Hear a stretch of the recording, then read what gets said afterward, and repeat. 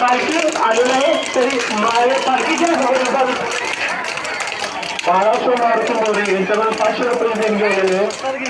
मंडळ त्यांच्या आकडे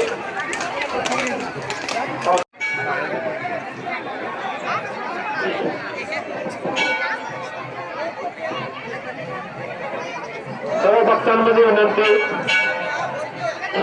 पालखीचं आगमन झालेलं आहे तरी गर्दी करू नये मंदिर पालखी आगमन झालेलं आहे गर्दी न कर विशेष दर्शनाची सोय करण्यात आलेली आहे विशेष दर्शन फक्त 10 रुपये महिलांनी आपल्या मुलाला वस्तू दागिने व लहान मुले सांभाळावी